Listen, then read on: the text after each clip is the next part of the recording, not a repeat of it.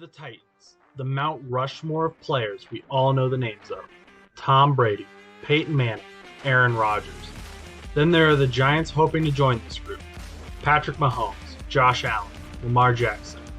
Nonetheless, you can't forget about these new guys hoping to dethrone everything those that came before them created and blaze their own trail into NFL history. Joe Burrow, Justin Herbert, Mac Jones. Men that won't let you forget who they are. And if you do, they'll be more than happy to remind you. This is the show where we will talk about all those legacies and so much more. We will follow these storylines from the beginning of the season all the way to the climax of the Super Bowl. We will see giants fall and watch new men who you never expected to take over stand tall. Through adversity and victory, the NFL has it all. We will cover every minute of it here. No buts about it.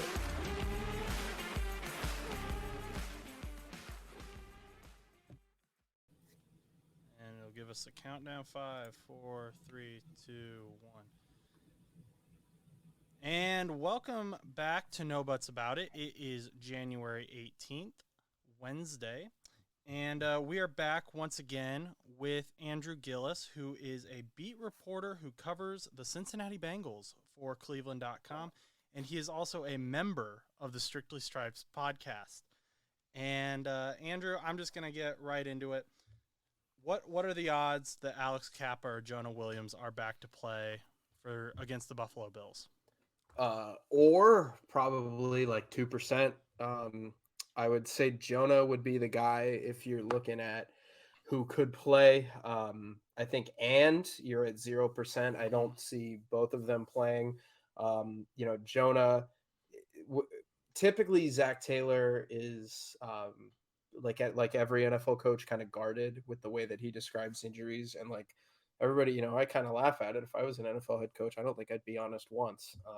But Zach is really honest, and he said that Jonah's characterized as week to week. That doesn't sound good, considering their game is in a few days here. So I would anticipate Jonah's going to be out as well. But the Kappa, I would almost you can probably just count him out right now.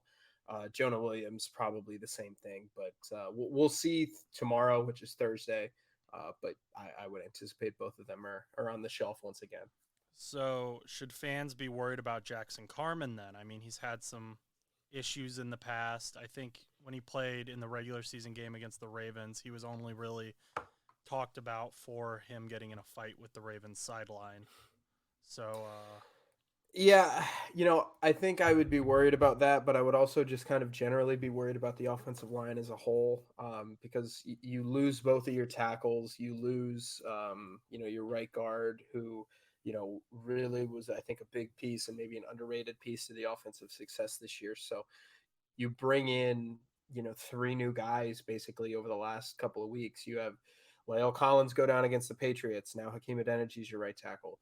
You have Alex Kappa go down in week 18, and now Max Sharping is your right guard. And then Jonah goes down. You have to throw Jackson in. I think the scary part for the Bengals and Bengals fans should be that this offensive line I think it's still more talented, but it's sort of resembles last year's offensive line.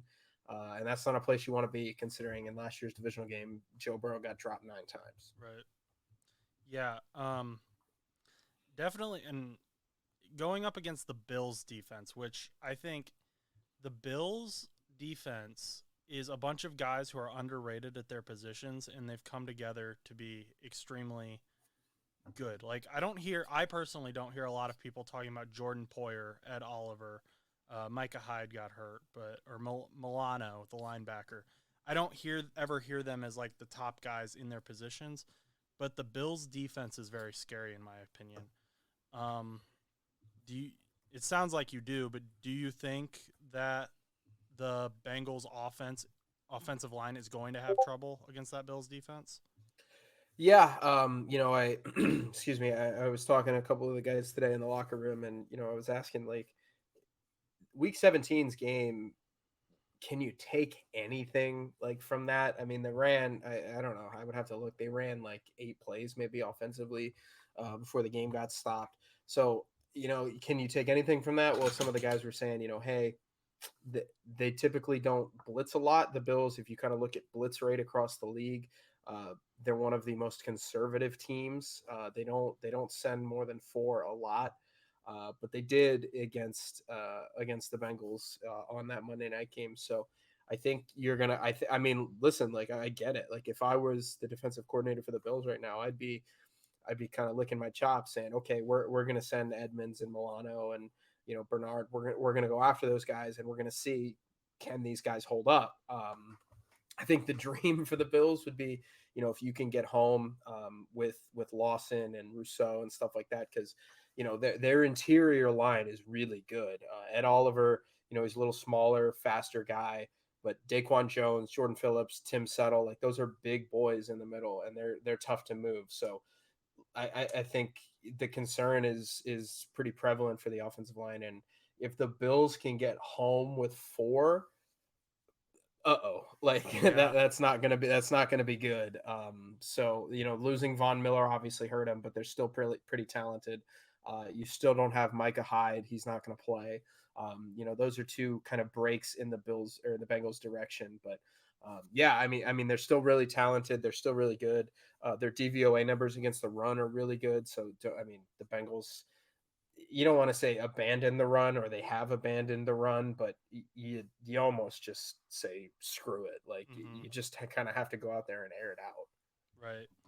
Um, so I'm glad you kind of brought up that regular season game with the Bills, and that you said you've been in the locker room with these guys. Have you noticed these guys acting any different going into this game? Because obviously what they witnessed during that last time they met the Bills was horrendous, and no player ever expects to see that.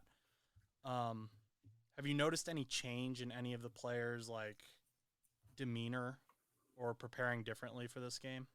No, I think when you look at kind of the way that everything unfolded on that Monday night, and then the next day going into Wednesday, that like 48-hour period, there really wasn't a ton of news coming out. If it was positive, but it was very, very minuscule. It was kind of trickling out. Um, you know, on that Wednesday, we didn't. Typically the locker room opens on Wednesday, Thursday, Friday for a Sunday game, and on that Wednesday, you know, as a media corps and Bengals PR, we kind of all agreed, hey, maybe give them an extra day. And when we only talked to Joe Burrow and DJ Reader on that Wednesday, and Joe Burrow said, I'm not sure if I want to play Sunday. I think I want to play, but I don't think everybody wants to play. And DJ Reader said, I'm not in the right headspace to make that decision if I want to play. Like, I think that kind of goes, forgotten with this whole thing, is that, the Bengals as of that Wednesday were kind of like, I don't know. But, fortunately, obviously, the next morning it was something like, uh, the DeMar was up, and the question was like, the first thing he asked was, did we win? Like, there was that story. The Friday, they talked about him addressing the team. And when you talk to the Bengals players, they were very, very aware of what was going on, and kind of how he was responding. So I think that with the news that just got progressively better with DeMar, I think it became more normal, and they kind of eased in a little bit. Ted Karras said his soul was restored when he kind of heard that news. So I think now you're able to look at it just like a football game. And obviously that's the way you want to look at it. But there was a few rough days there, but now that DeMar is healthy, I think people can look at it, and the Bengals players can kind of say, okay, that was pretty weird. That was obviously a terrible situation. But now we have to play him. Now we have to play him again. So I think that they've kind of moved past that. But yeah, it was certainly crazy. Yeah, I mean, I can't. Watching it on TV was insane. I can't imagine being at the stadium or on the field even, because that no one knows what's going on in those moments or what the next step is. So I'm glad to see that or hear that the team has kind of been able to move past that. They're kind of ready to go into this next game. Talking about this last playoff game against the Ravens, the energy there just looked like it was electric. It looked like on TV the Bengals fans showed up, especially for the Hubbard play, and what was that like? What was it like to be there at the stadium for that? Yeah, I will say that it certainly felt kind of, I get there a little bit early, maybe a little bit earlier than some tailgaters. I show up about 3 hours before a game, and kind of the same thing when I walked in there. It was about 5:30 on Sunday, and um, how do I put this? I would say people were well served in terms of alcohol. They were enjoying themselves. They were ready to go. But I think the cool part about the Hubbard play, just from from that standpoint, from a fan perspective, was that place was dead. Really for a pretty long time. The Bengals go up 9-0. The place is rocking. Everybody's going crazy. Then the Ravens go on that huge drive, score a touchdown. Uh, it was Jonah gets hurt. I'm trying to run through it in my head. Jonah gets hurt. Hayden Hurst fumbles.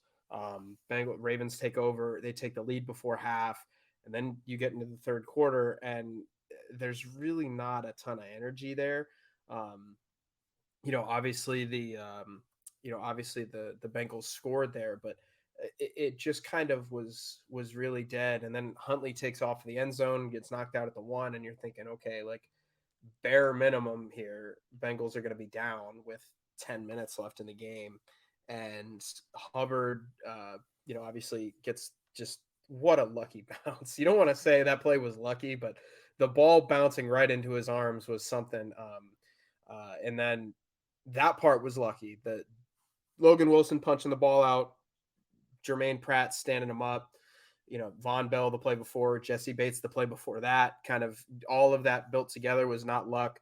You got a little bit of a bounce there, and then Sam Hubbard kind of took off. So I remember, he was at like the 20, like the Ravens 20, like right around where Andrews fell down. And you could just see the crowd just jumping up and down. Like there wasn't really it wasn't just like the typical clapping or whatever. It like people were losing their minds.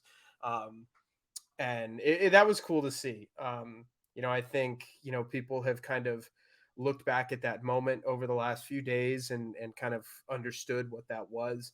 I think if you lose to Buffalo, I think it's just a fun footnote of a fun play in Bengals history.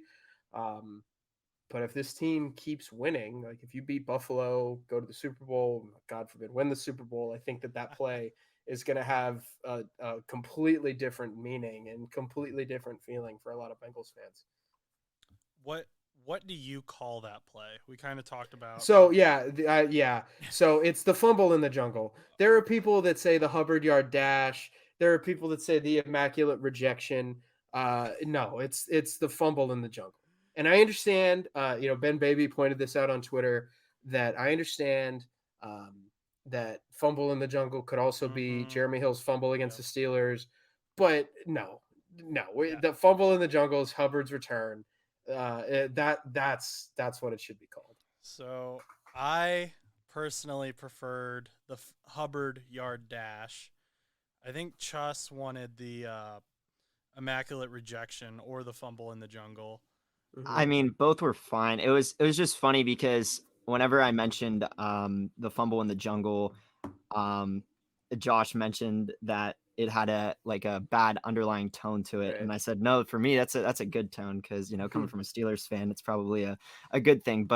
Um, but also like I kind of like the playoff of the immaculate rejection being kind of like a playoff of like the late Franco Harris in a way, even though it's not a Steelers thing. I thought that was kind of cool. But I actually also liked the fumble in the jungle like very much, but I've just been kind of going with like everything else just because I figured that that probably wouldn't be it because a lot of people, a lot of Bengals fans still have slight negative connotation with fumble in the jungle, which I hope as it moves on that they'll adjust. So for what it's worth, Sam Hubbard, he said all the nicknames are fun, but he didn't want to give one because he was like, it's kind of like you can't give yourself a nickname. So and obviously he's right. Logan Wilson liked fumble in the jungle. He said the other two were really good, but he was in on Fumble in the Jungle just for what it's worth. I suppose he has earned the right to kind of call it what he wants then, or the players have earned the right. So I will call it the fumble in the jungle. I will stand down to them. Is Hubbard as cool a guy as he seems on TV? Like, whenever I see him in the media, he seems like such a fun dude. Is he? Yeah, he's a really nice guy. He it's one of those things where he's like, from a media perspective, he's always really helpful, always really nice to talk to. Um, I think he's really well respected. Obviously, with you look at the captainship, Walter Payton Man of the Year stuff. Like, people really respect him as a person. But yeah, I mean, he's really laid back. He's not super talkative. He's just kind of a chill kind of guy. I don't, I can't say I have I have the best relationship with him. It's not adverse or anything like Mhm. that. It's just, I don't talk to him like I do some other players on the team. But yeah, I mean, whenever I talk to Sam, I enjoy it. He's a really nice guy, and I think chill is probably the best way to phrase that. That's kind of what I was gathering from him on seeing him on TV, but I've never met him. Right. So, um, the other big story was Mixon with the coin flip. What do you know? Whatever came of that? Because I never saw any stories of like the NFL's finding him more because of that, or they're going to agree to it. I just saw that the tweet got deleted, and then I saw nothing else. Yeah, I haven't heard anything. I know that he was fined for it, and he obviously challenged Goodell. I mean, that's not going to happen. I think it was a funny tweet. Um, but yeah, I think he's probably going to lose that one. I don't know when appeals have to come through. I think he might hear within a week. I don't know the exact process for that, but my guess would be within the next few days we'll kind of have a resolution. But I kind of have a hunch that Joe Mixon might be paying some money to the league here. Yeah, that was kind of my Oh well, guess. technically, he might be paying money to the league, and then Chad Johnson will be reimbursing him if you believe Twitter. Well, So true. I That seems like a Chad Johnson thing to do though. So very much so. I could see him living up to his word on Twitter. Kind of on that same note, is the general locker room culture going into this game that they were screwed? Do they view themselves as the underdogs again? Um, so that it's so funny you say that. So all year long, we've kind of heard, hey, tell me about whatever, tell me about this great thing, tell me about that great thing, and blah blah blah. And somebody asked Zach today, how do you feel about not being kind of compared to Buffalo or Kansas City? And, how do you kind of feel about not being listed among the elite? And he said, we're the defending AFC champions. We're not an underdog to anybody. And Joe Burrow kind of said something similar today where, you know, do you feel like an underdog? Technically, I mean, if you want to be specific, they are 5-point underdogs against the Bills. So he's technically wrong because they are underdogs, but he said he never feels like an underdog. So I think it's a funny question to answer because, and in sports, a lot of the times, I mean, you look at all the great players and great teams and everything. Sometimes you kind of have to manufacture this. Like if you watched uh, The Last Dance, Michael Jordan literally made up a criticism of somebody so he could absolutely destroy the Bullets the next night. Like sometimes you kind of, I'm not saying they're going that far, because I do think there are legitimate criticisms of kind of how that unfolded. And I mean, I have my own kind of takes on that about how I think it should have unfolded. But Mm. I think there was a consensus of they didn't like how it played out. Um, and they're looking at it as, nobody respects us. Nobody wants to, blah, blah, blah, nobody believes in us. Nobody this, nobody that. I think that's just kind of a general NFL thing. I guarantee you, if you go to Kansas City, they're saying the same thing. I guarantee you, if you go to Buffalo, they're saying the same thing. Like, oh, everybody's talking about the Chiefs, and the Chiefs are saying, oh, everybody's telling us the Bills are going to knock us off again, and the Bengals are going to beat us again.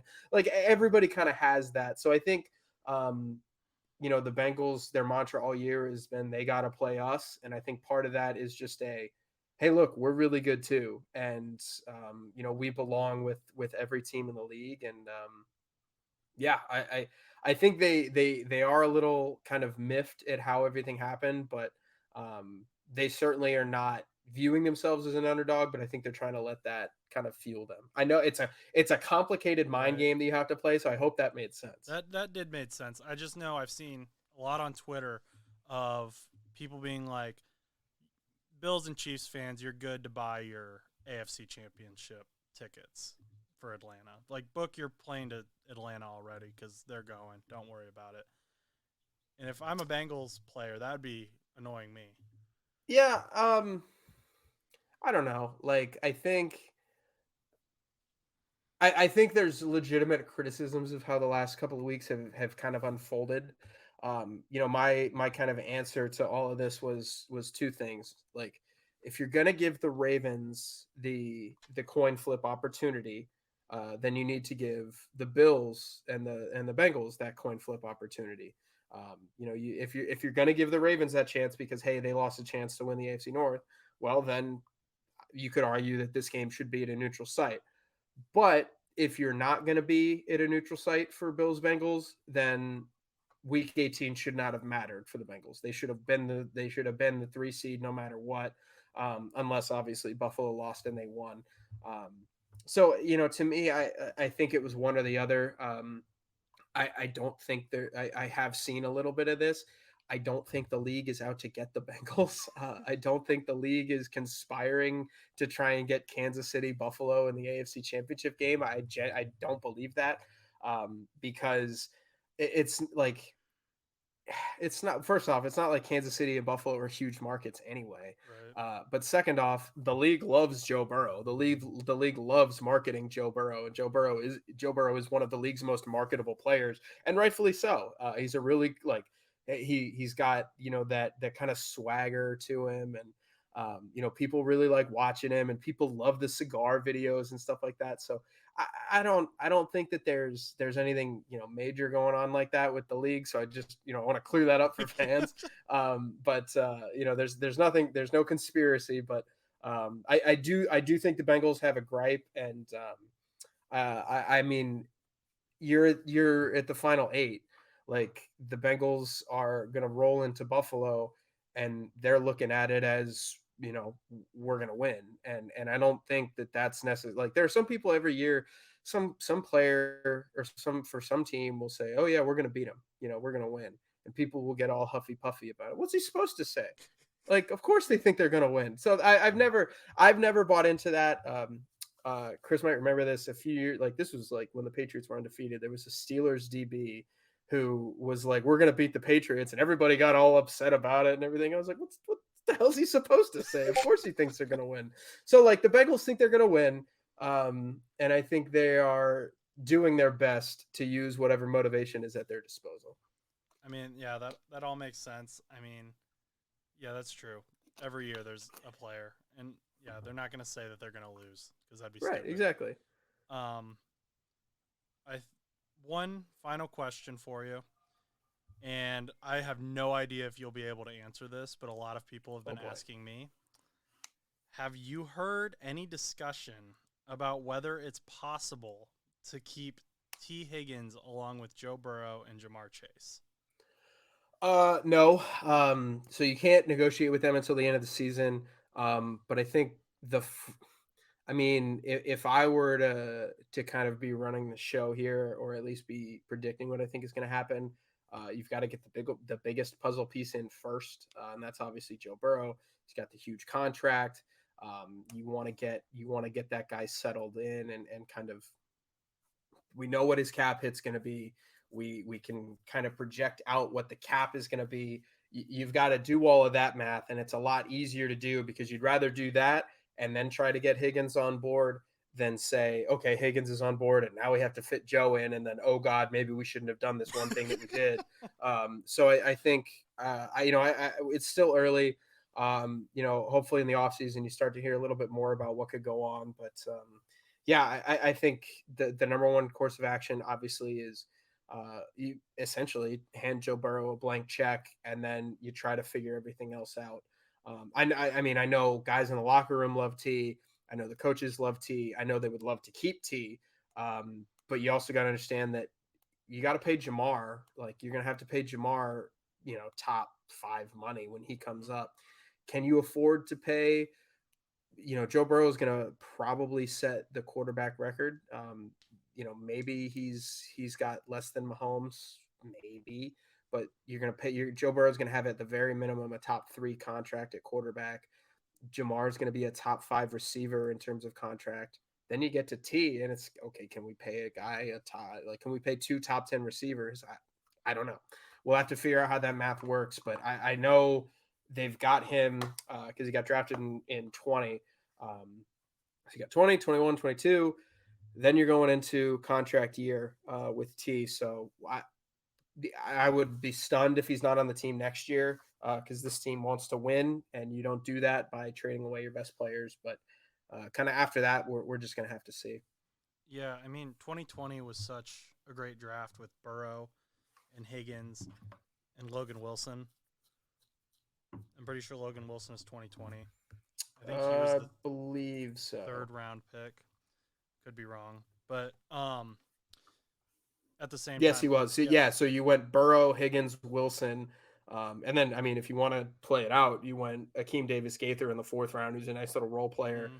And then you have Akeem Adeniji, who's kind of done the same thing. Marcus Bailey in the 7th round is a nice special teams. I mean, that draft was pretty good.